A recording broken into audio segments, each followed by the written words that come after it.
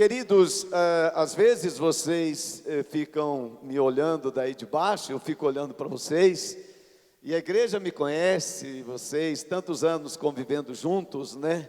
Você sabe quando eu estou angustiado por dentro, tem dias que eu não consigo ficar quieto, e muitas coisas movem dentro do meu coração, passa muita coisa, né, dentro da minha mente, e hoje eu quero completar aquela série, né, que começamos 2 domingos atrás. Primeiro domingo falamos, né, sobre meus conflitos pessoais comigo mesmo, né, de Romanos capítulo 7, Paulo falando, né, de coisas que ele queria fazer e não conseguia até, né, que Jesus Cristo se tornou a realização pessoal dele. Domingo passado, né, o pastor Osni ministrou sobre conflitos da família, que eu sei que foi muito, muito abençoado. E hoje eu quero completar essa série falando, né, dos conflitos entre eu e Deus. Diga assim: meus conflitos entre eu e Deus. Eu tenho muitos conflitos entre eu e Deus. Meu relacionamento com Deus, Ele me abençoa demais, mas também gera alguns conflitos, né, em relação à vontade de Deus e à minha vontade. Entender, compreender e caminhar na vontade de Deus, para mim é sempre um grande desafio. A vontade de Deus sempre é bem mais alta do que a minha vontade, né? Isaías diz que os caminhos de Deus são mais altos do que os nossos caminhos. O padrão de Deus é bem mais alto, né, do que o meu padrão. Eu estou assim, essa semana com tantas coisas, um conflito grande, né? Falei com os pastores agora antes de vir para cá na reunião cedo. Conflito grande, né, dentro do meu coração. Eu tenho desejado, né, servir a Deus, ver a igreja crescer, alcançar o alvo de 100 igrejas, né, no Brasil e no mundo, cada uma ter 1000 pessoas. Ajudar, né, o reino crescer em Curitiba. Nós temos 10 lugares que reunimos neste domingo. Vamos ter ao final desse dia 17 cultos aqui em Curitiba, na Grande Curitiba. E às vezes eu penso que já está de bom tamanho. Às vezes eu penso que já dá para diminuir o ritmo, né? Tenho trabalhado e fica bom assim. Mas quando eu vou diante de Deus, orando e buscando a Deus, eu sei que existe mais. Diga assim: existe mais. Não, diga bem bonito: existe mais de Deus para a minha vida. Então isso me faz nesse conflito de não acomodar, de sonhar em coisas mais altas. E agora, né, eu assentei no meu coração e algumas coisas são muito pessoais. Eu li uma frase do John Maxwell. Ele diz assim: não reclame se você escolheu montar num touro e ele está pulando demais, né? Não reclame daquilo que você escolhe. E algumas escolhas são escolhas do meu relacionamento com Deus, né? Não há um pastor que me pressione para isso, não há uma igreja, ninguém. Mas aí quando eu faço algumas escolhas, eu falo: meu Deus, eu escolhi diante de Deus, né, de começar a Shalom lá no centro, lá no Rebouças, lá para aqueles lados lá, e agora alugamos o prédio, e vamos começar as reformas agora nessa semana que vem. As coisas são muito grandes. O que eu quero fazer lá é algo que eu não fiz ainda, né, algo que eu não fiz realmente, porque foi o que Deus pôs no meu coração, e os desafios são muito grandes. E quando eu cheguei diante do desafio essa semana, começando a mexer com o projeto, junto com o Zaqueu e a Midian, eu falei: Deus, por que eu entrei nesse negócio? Por que eu não fiquei acomodado lá, né, no Xaxim? Por que eu invento essas coisas? Isso gera um conflito dentro de mim, né? Mas eu acredito que são esses conflitos, se nós conseguirmos resolvê-los, é que nos fazem crescer. Eu fico sonhando com pessoas que eu nunca vi. Eu fico pensando em ganhar pessoas lá na Shalom do Centro que nunca vi. Na minha célula em casa, essa semana chegou uma jovem, e foi o Osni que me apresentou. Eu queria muito que ela pudesse dar esse testemunho, mas isso me fez voltar a ficar cada vez mais apaixonado por células e trabalhando para a nossa igreja, cada vez mais, né, fazer a obra de Deus. Essa jovem, ela estava trabalhando, ela trabalha, né, numa das organizações bancárias muito grande aqui da cidade, e ela estava lá trabalhando com muitos conflitos, muitas situações difíceis da sua vida para resolver, mas ela está lá trabalhando. Ao lado dela tem um jovem que está trabalhando no banco também, mas ela disse que começou a observar que aquele jovem, ele tinha um comportamento diferente das pessoas que trabalhavam no banco com ela, e começou a chamar a atenção, quando ele chegava sempre com uma expressão de muita alegria, e ela observou que de vez em quando ele falava sobre Deus no meio, né, do trabalho, e ela disse que falou com alguém, disse, esse nosso colega tem alguma coisa diferente, e ela passou a observá-lo atentamente por várias semanas, aí ela disse que um dia, eu não sei se foi horário de almoço ou alguma coisa, né, eles estavam numa reunião, parece, que ele sentou próximo dela e disse a ela, Jesus te ama tanto e Ele tem um plano tão lindo para a sua vida. E ela disse que quando ela ouviu aquilo, então ela sabia agora por que aquele jovem era diferente.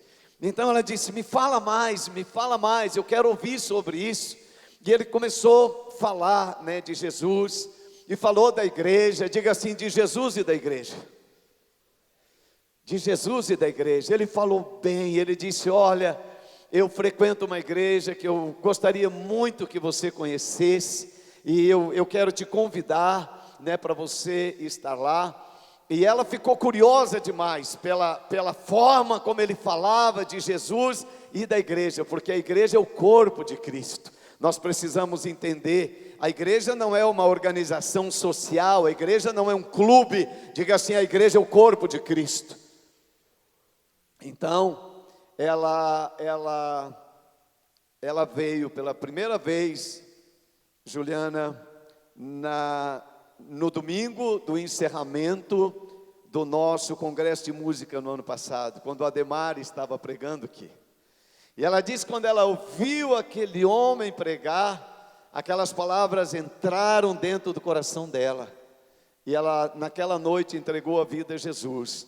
E ela foi batizada no final do ano passado. E ela, no começo desse ano, ela vinha numa célula aqui no bairro Novo, mas ficou um pouco difícil, sem carro, e ela perdeu um pouco o contato.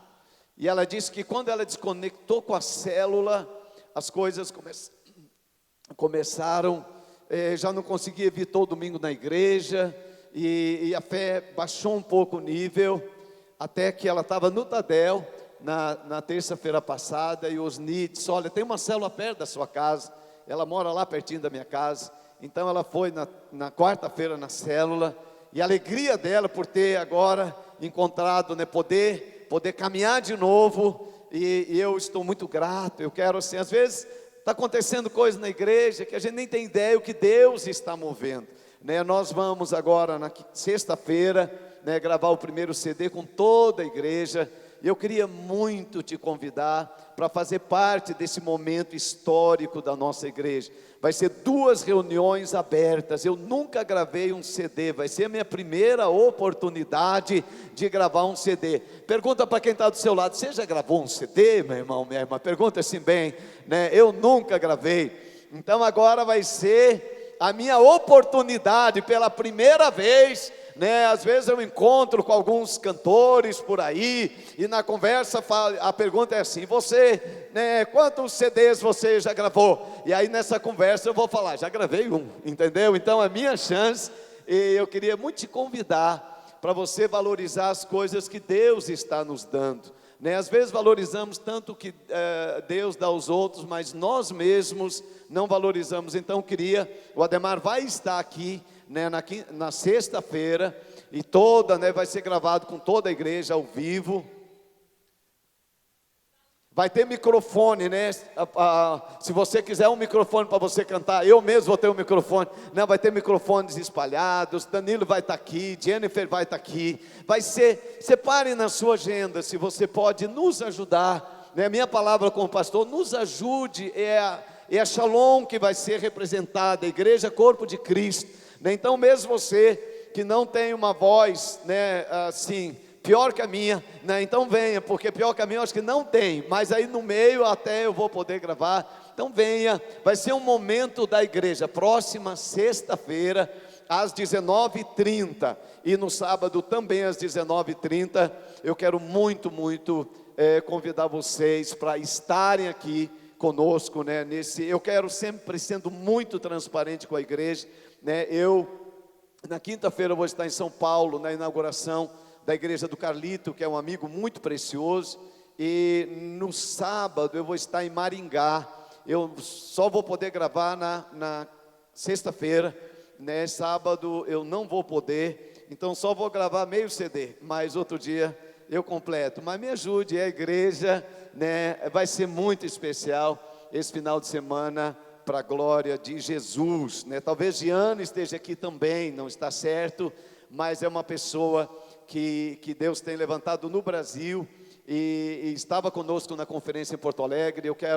Muitos de vocês já conhecem, ela veio na conferência do ano passado, e eu quero, né, que você esteja participando desse momento muito especial, em nome de Jesus, tá bom, irmãos? Nós vamos, tudo isso, né, que eu estou falando para vocês, faz parte, né, dessa vontade que nós temos de agradar a Deus e de servir a Deus para a glória de Jesus. Deixa eu.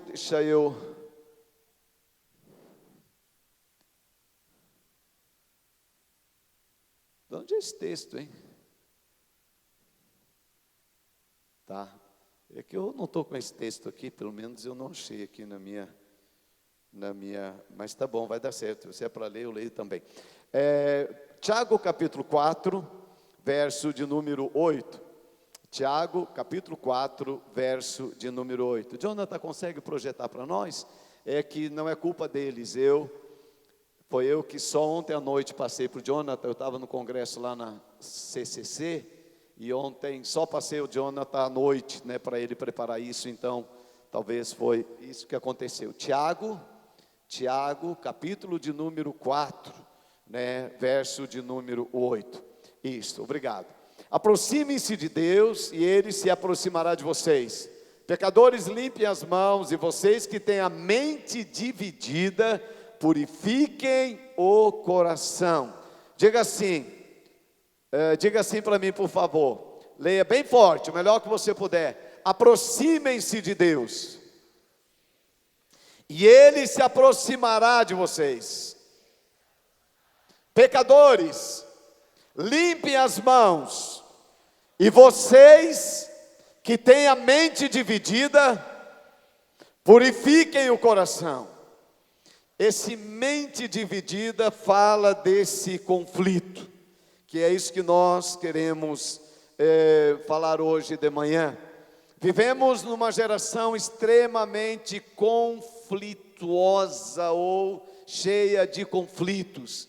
Eu não acompanhei muito esta semana, né, noticiário nacional nem internacional, porém ontem à noite eu assisti mais ou menos uns 20 minutos, meia hora, sobre o conflito da decisão da Grã-Bretanha nesses dias, né? É uma situação que está deixando muitos cientistas políticos extremamente sem entender o que está acontecendo. Aquele conflito, né, de interesse. Eles mostram um conflito de geração. As pessoas mais de idade, mais velhas, né, elas querem e votaram para a Inglaterra e Grã-Bretanha sair da zona do euro. Já os jovens, eles não queriam, eles queriam que permanecesse. Então, né, muitos conflitos políticos vemos aqui no Brasil, muitos conflitos financeiros entre o que gostaríamos de ter e até algumas coisas que nós compramos e falamos que foi Deus que deu. Eu lembro uma vez, né, um conflito do irmão. Ele comprou um carro e ele veio na frente da igreja e deu testemunho: olha, Deus me deu esse carro. E alguns até colocam, né, adesivo, presente de Deus, foi Deus que me deu. Mas eu não sabia que ele havia financiado aquele carro em muitos anos, eu acho que quase 5 anos. E na metade dessa caminhada, ele não pôde mais pagar as prestações do carro, e aquele carro foi tomado pelo banco e foi levado para o depósito lá onde vai ter leilão. E aí eu fico pensando, né, como é que esse carro chega lá, propriedade de Jesus, né? Vai ser leiloado daqui uns dias porque, né, aquela pessoa não conseguiu honrar aquilo que ela gostaria de ter honrado, porque entre as possibilidades e aquilo que nós realmente podemos alcançar, às vezes há uma distância, e há muitos conflitos financeiros, né, no meio das famílias. Há conflitos de relacionamento entre pais e filhos, muitos conflitos sérios no meio das famílias. Mas também eu percebo uma geração com muitos conflitos espirituais, É sobre isso que eu quero falar um pouquinho com vocês, né, hoje, né, repartindo um pouco o meu coração, pensando em algumas coisas. Eu sou cheio de conflito. Penso no homem conflitado, sou eu, né? Eu penso quero muito, né? Preciso dirigir a igreja, e eu quero que nossa igreja seja moderna. Diga, uma igreja moderna. Bem bonito, diga, uma igreja moderna. Eu não quero que a nossa igreja seja como o começo, aonde tudo que era projetado era escrito numa folha de papel que tinha na padaria. Antigamente era como é que chama? Um rolo de papel bem grande, que você ia rasgando assim, né, para enrolar o pão. Quantos lembram desse tempo? Ou tiveram amnésia? Entendeu? Eu acho que boa parte aí teve amnésia, porque não lembro disso, né? Eu sei que, né, tem gente da minha idade aí que vai lembrar. Era uma bobina de papel. Então, lá no começo, nós compramos uma bobina de papel, pegamos um cavalete, cortamos em 1 metro todo o papel, e aí a gente escrevia os cânticos com pincel atômico preto. E depois o nosso informativo era com mimeógrafo de álcool. Nunca bebi, mas depois de rodar tanta folha, você saía meio trocando a perna, né, do lugar onde você trabalhava com mimeógrafo. E eu não gostaria que nossa igreja tivesse continuado daquela forma, né? Aqui o pessoal do louvor passando a folha, vai para lá. A modernidade faz bem. Diga, a modernidade faz bem. Então eu sempre quis e desejo ter uma igreja moderna. Aonde está o conflito? Para que essa igreja moderna não seja mundana. E esse é o desafio, porque entre o modernismo e o mundanismo tem uma linha muito fina. Por exemplo, eu vou falar uma coisa: sinto liberdade e responsabilidade, porque eu criei, então eu preciso manter a criação.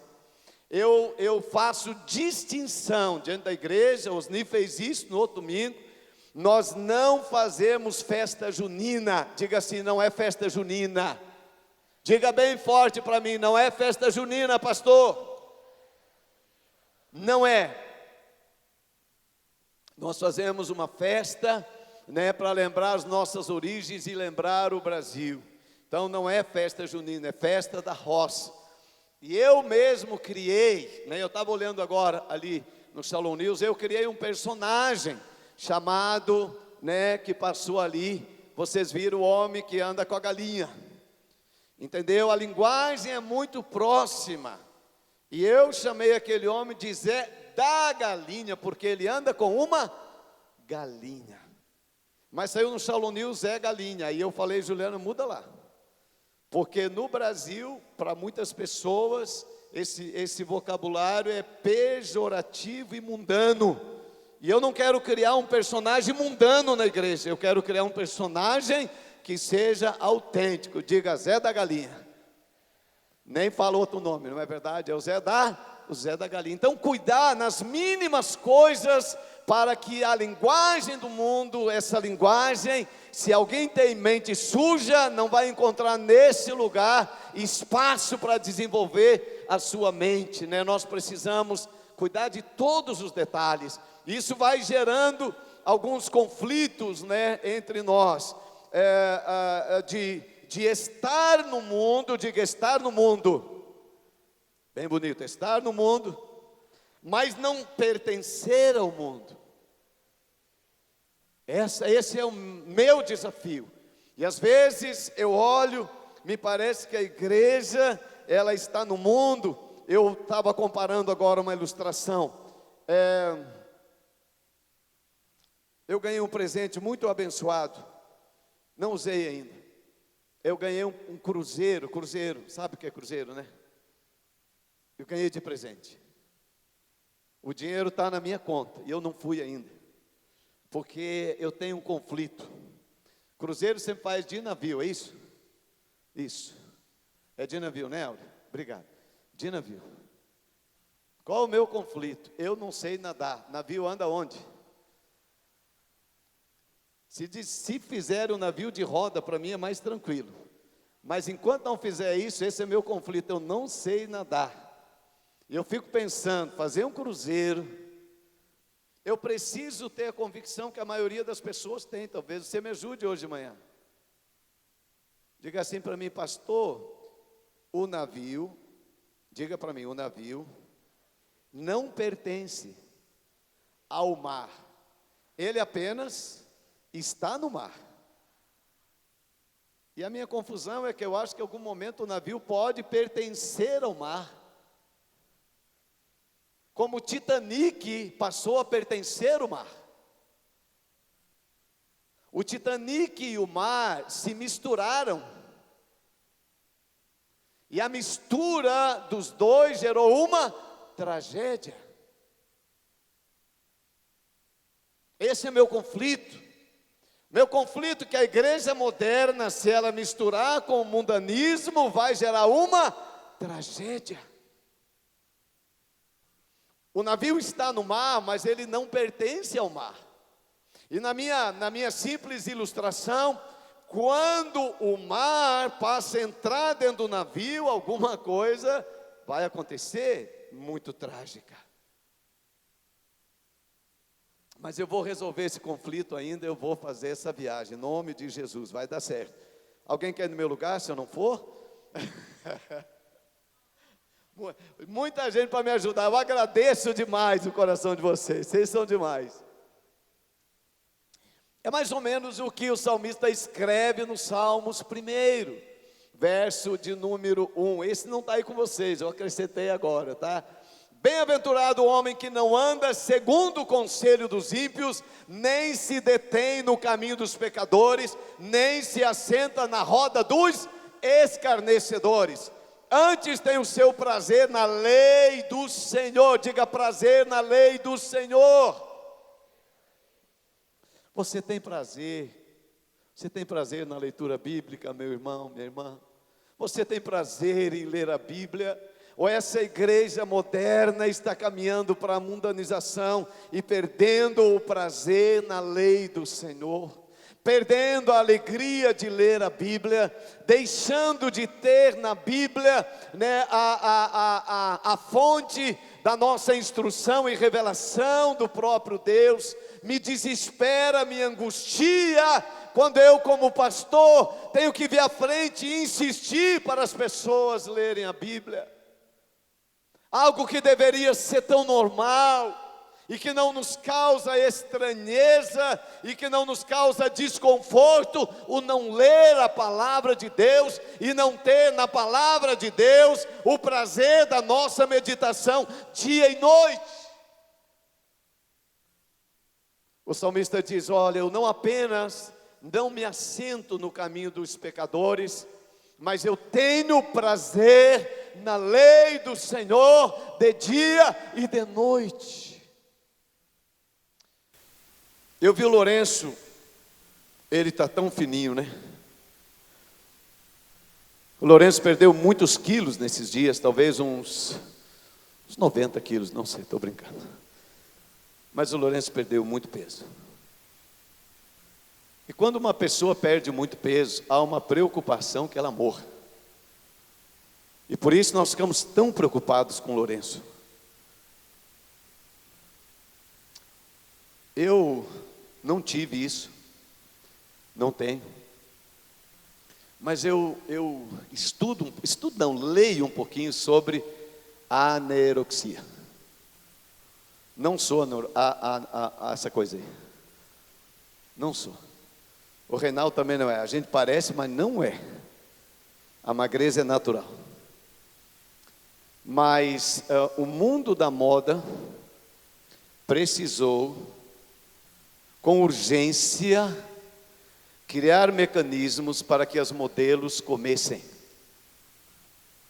Porque a exigência da magreza passou a ser um padrão do mundo da moda.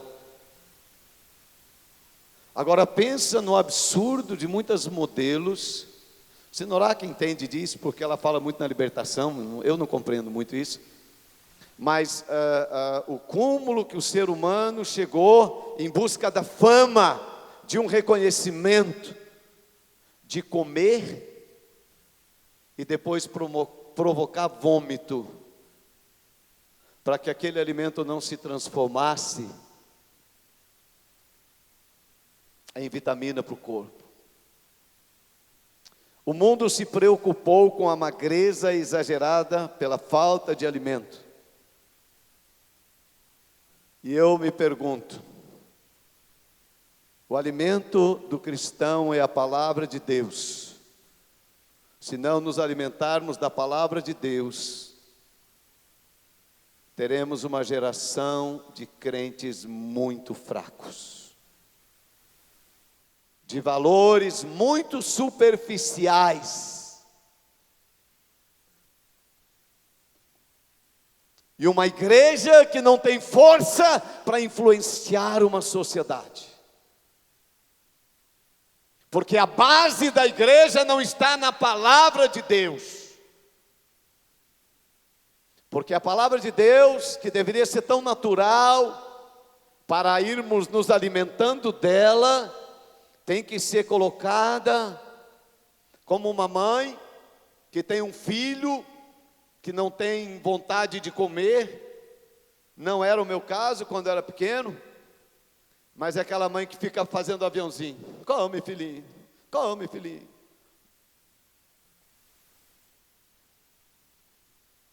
Eu tenho estado domingo após domingo diante dessa igreja dizendo: leiam a Bíblia. Deus sabe quantos de vocês têm fome pela palavra de Deus.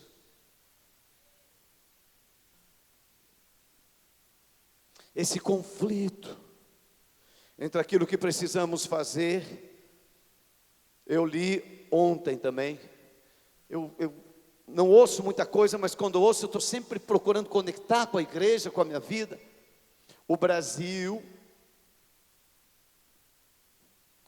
é o segundo país do mundo, segundo uma pesquisa americana, que mais gasta tempo nas redes sociais. 1h15 para cada brasileiro por dia.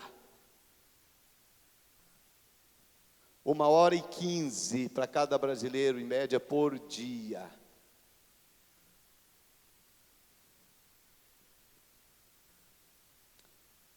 Não são assim. Verso 3: pois será como árvore plantada junto a ribeiros de água, a que dá o seu fruto no seu tempo, as suas folhas não cairão, e tudo quanto fizer prosperará. Não são assim os ímpios, mas são como a moinha que o vento espalha. Por isso os ímpios não subsistirão no juízo, nem nos pecadores na congregação dos justos. Eu tenho saudade do tempo em que os pecadores ou se arrependiam ou não conseguiam permanecer na igreja. Eu tenho saudade do tempo em que os adúlteros ou confessavam seus pecados e se arrependiam, ou eles iam embora da igreja. Mas nós vivemos dias em que o pecado habita no meio da igreja, como se fosse algo natural da vida da igreja.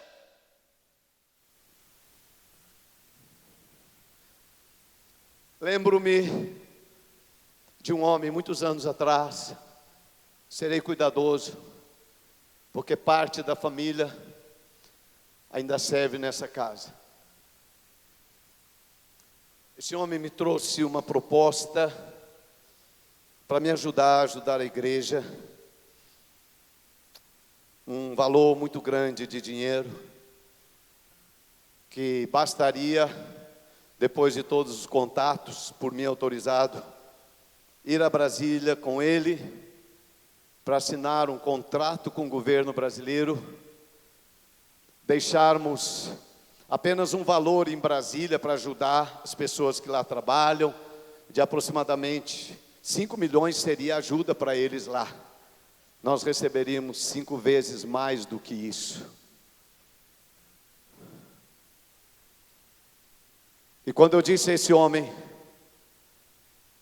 que não sou homem de pagar propina, que não sou homem de vender ou trocar o reino de Deus por qualquer vantagem, esse homem disse: pastor, você é um pastor atrasado, você não entende das coisas como Brasília é assim que funciona. Alguns dias depois, não muitos, esse homem disse: estou indo embora da sua igreja. E eu sou grato a Deus, que naqueles dias essa igreja não podia, se alguém tem esse tipo de impiedade, não pode permanecer na congregação dos justos. Ou muda, ou muda. Ou muda, ou muda.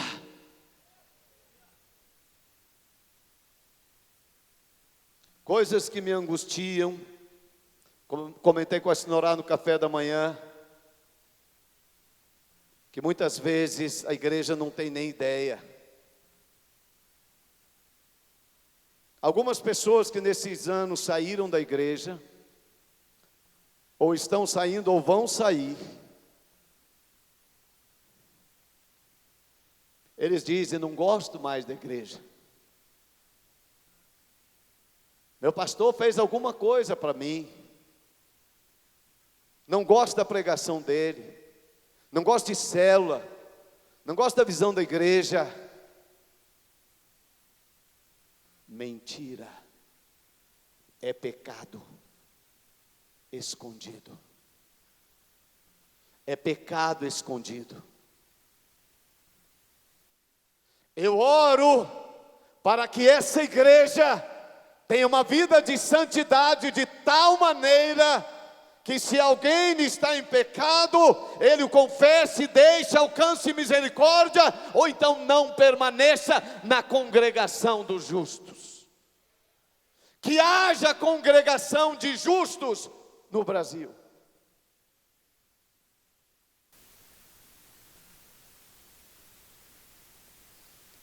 Esse é o conflito que às vezes eu tenho.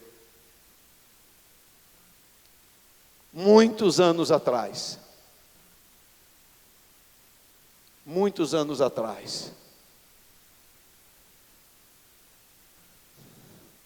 após pregar uma palavra como esta.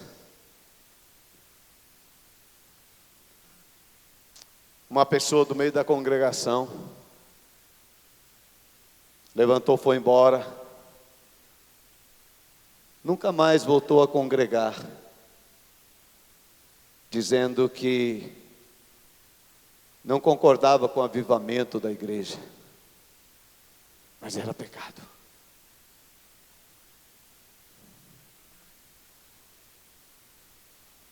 Primeiro conflito que eu vivo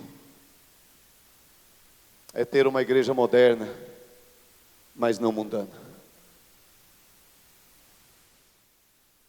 Talvez o seu conflito, você que está me ouvindo, não estou aqui para julgar ninguém, mas a palavra de Deus, ela precisa ser um prumo colocada na nossa vida. E a palavra que deve dizer se a construção está bem feita ou se ela não está bem feita. Então não estou aqui para julgar ninguém, mas eu estou aqui para colocar o prumo da palavra de Deus na minha vida e na vida da igreja.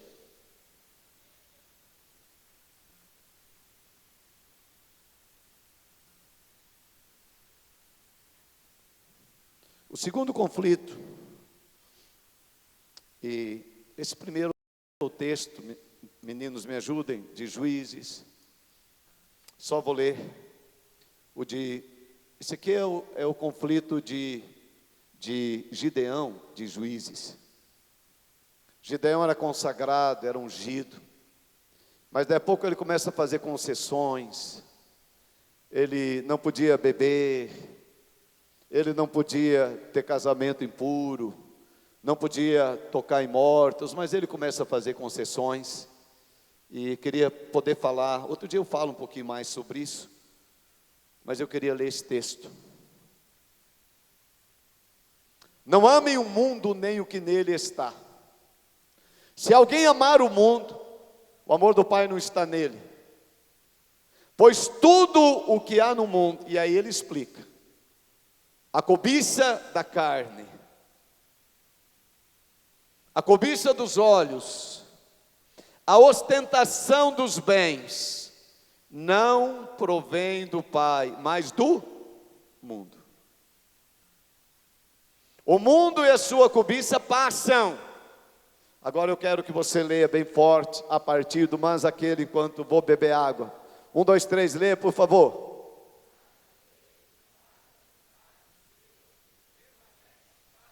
Mas aquele que faz a vontade de Deus, permanece para sempre.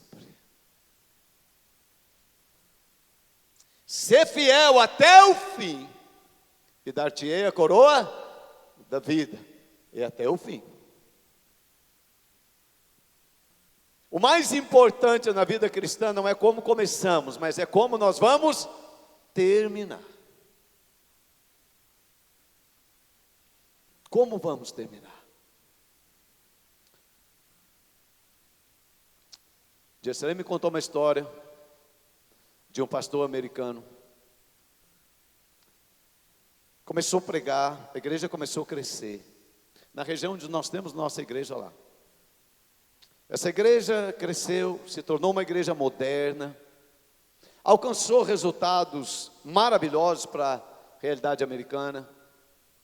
Ele tinha, eu acho que 8 ou 10 lugares de pregação, como nós temos aqui, São José, Tatuquara, esses lugares. Então ele pregava para todos esses lugares por circuito de televisão. A igreja estava já passando de 10 mil membros. Ele decidiu escrever um livro. E o livro, ele escreveu um livro muito bom. Deus abençoou a vida, o ministério dele, a igreja, tinha muitos recursos pessoais. Então ele assentou no coração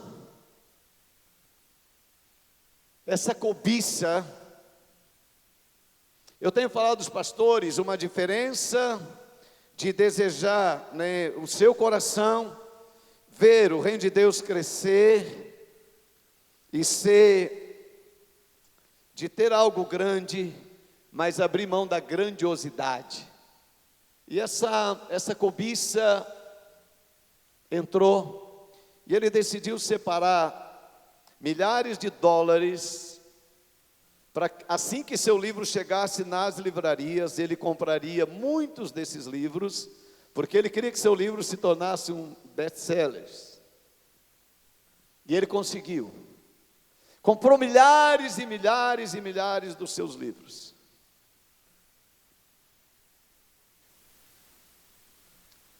Algum tempo depois, alguém descobriu. Caiu na imprensa. Ele foi tirado da frente do ministério. Alguns homens assumiram. 2 anos depois, essa igreja desapareceu dos Estados Unidos. Desapareceu. Hoje ele está numa igreja pequena lá, ajudando. Desapareceu. Eu falei na vigília que tivemos dos pastores, escrevi um livro, já vai para a 3ª edição. Falei para a equipe, não publica a 3ª edição. Vou oferecer meu pequeno sucesso de escritor, meu bem pequeno sucesso. Vou consagrar a Deus. E o meu segundo ponto de conflito é o que Deus está me pedindo. O que Deus está me pedindo é muito difícil para fazer. Algumas pessoas na igreja vivem esse conflito. Deus está me pedindo algo, mas como é que eu vou dar isso para Deus? Como é que eu vou oferecer para Deus? Nós vivemos numa cultura que só nós temos o direito de pedir para Deus. Mas Deus não tem o direito de nos pedir absolutamente nada.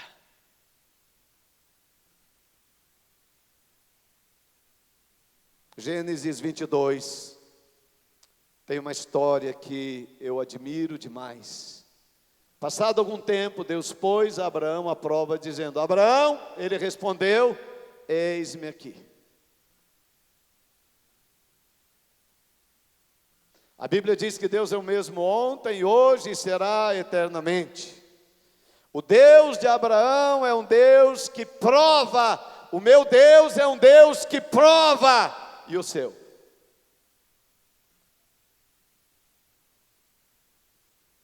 Os améns são bem ralos. Bem diferente se eu falasse: hoje de manhã, os céus estão abertos para abençoar a sua vida e a sua família. Amém! Mas quando a conversa é prova, é diferente. Ele respondeu: eis-me aqui. Quem pode falar assim como Abraão agora de manhã, diga: eis-me aqui.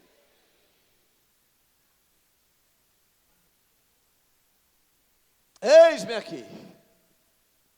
Então disse Deus: toma o seu filho, seu único filho Isaque, a quem você ama, e vai para a região de Moriá, sacrifica-o ali, como holocausto num dos montes que lhe indicarei.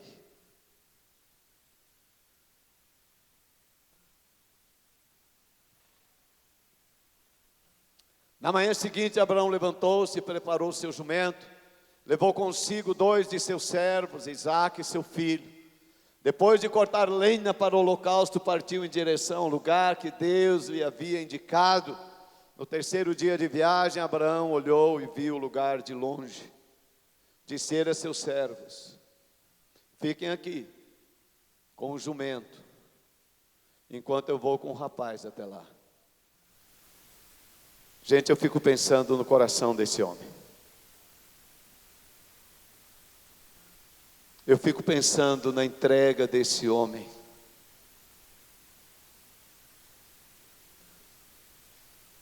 Vocês conhecem? Quando chegaram ao lugar que Deus lhe havia indicado, Abraão construiu um altar e sobre ele arrumou a lenha.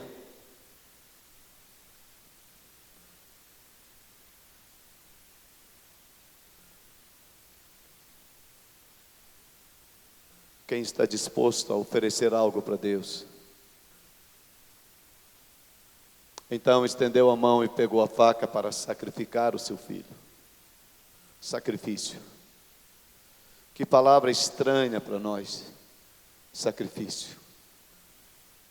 Muitas vezes, quando nos sacrificamos, é porque os pregadores dizem: traga uma oferta de sacrifício, que você vai receber 30 vezes mais, 60 vezes mais, 100 vezes mais. Ainda é o sacrifício por interesse. Mas Abraão não tinha nenhuma vantagem nesse sacrifício. Absolutamente nenhuma. Júlio e Márcia, vem aqui, quero orar por vocês. Júlio e Márcia chegaram nessa casa alguns anos atrás. Tudo o que está na luz está na cruz, e o que está na cruz glorifica Jesus. Pode subir aqui, Júlio. Júlio com uma vida errada, né, Julinho? Pecados, pecados e pecados. Mas que bom que naqueles dias, e deve sempre ser assim, a igreja não compactou com aquilo que você fazia, e o socorro de Deus veio. O Júlio se tornou um homem muito bem sucedido na cidade. Talvez entre os maiores salários aqui da Shalom. Um padrão de vida muito bom. Mas a prova veio há 2 anos atrás. 3 anos. Foi um dos primeiros a perder o emprego entre nós. E a prova veio dura. Veio dura. Muito choro. Muita dor. Vergonha. Ver as crianças agora pedirem coisas que elas não podem mais ter. Mas a fidelidade permaneceu. Eu vi quantas vezes o Júlio e a Márcia servindo, mas o coração por dentro aos prantos. Da sua dor, ele fez ajuda aos outros. Ele e um time que está aqui abençoado montaram, reconstruindo os muros. E começaram a ajudar os desempregados. Semana que vem, a prova terminou. Julinho e sua família vão pegar o avião, vão mudar para o México. Vai trabalhar numa grande empresa no México. O sonho deles é abrir uma igreja lá. Tem sido aprovados por Deus. Eu sou grato a Deus que o Senhor pode provar ainda o nosso rebanho. Não expulsamos a prova. Sai! Não precisa sair, não. É Deus que está provando. E como cresceram na prova. Como cresceram. Estenda a sua mão. Abençoe-os. Senhor, em nome de Jesus, é uma família que nós amamos. Amamos, amamos. Acompanhamos a prova deles. Foi dura, Senhor. Mas eles não desistiram de servir ao Senhor com alegria. O mundo não lhe dava nada, Senhor. Nada eles recebiam do mundo, Senhor. Mas o Senhor foi fiel. Não deixou faltar o pão na mesa deles, Pai. Não faltou comida para as crianças, ó Pai. E agora, Deus, uma grande porta foi aberta. Nós sentiríamos saudade deles, ó Pai. Mas nós os abençoamos. Senhor, vai ser uma bênção lá. Eles vão trabalhar, vão cuidar de uma célula, vão ganhar pessoas. Uma igreja, eu creio que pode nascer deste sacrifício de prova. Nós te agradecemos demais, Pai. De todo o coração. Coloque-se de pé, por favor.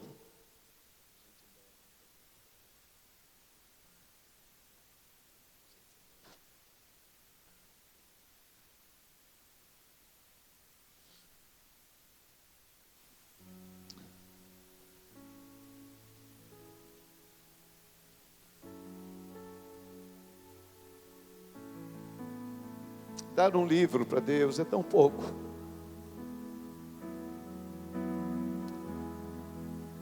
Tudo que Deus me tem dado, dar um livro para Ele, é tão pouco. Quero oferecer para Deus.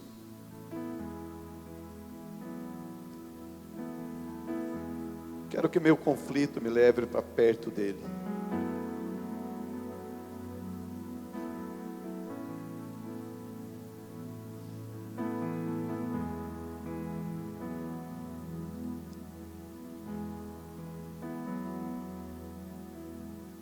Tanta gente talvez com conflito de pecado escondido, convivendo com esse conflito dentro de si.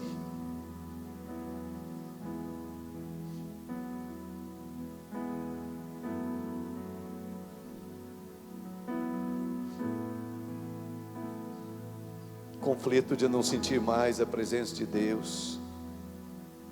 Tiago diz: chegai-vos a Deus e Ele se chegará a vós. Chegai-vos a Deus. Tenho desejado como igreja que nos acheguemos a Deus. Alimpai as mãos, pecadores. Senti vossas misérias e lamentai e chorai. Converta-se o vosso riso em pranto e o vosso gozo em tristeza. Humilhai-vos perante o Senhor e Ele vos exaltará.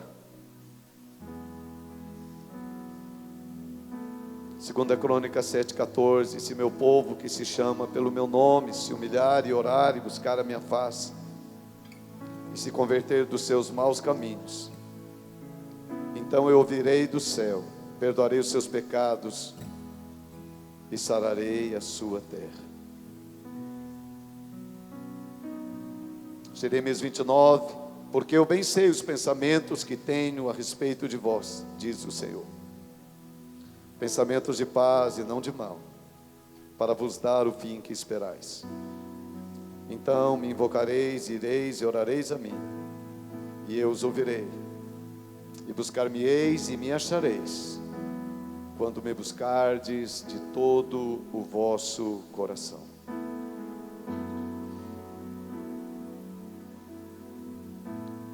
Feche seus olhos. Não farei nenhum convite a você hoje de manhã.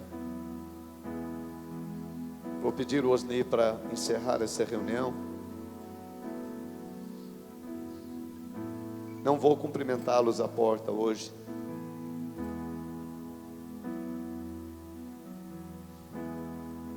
Eu quero que Deus fale com você. Eu quero que Deus ministre diretamente ao seu coração. Espírito Santo está nesse lugar para levantar uma igreja santa e irrepreensível que Jesus vem buscar.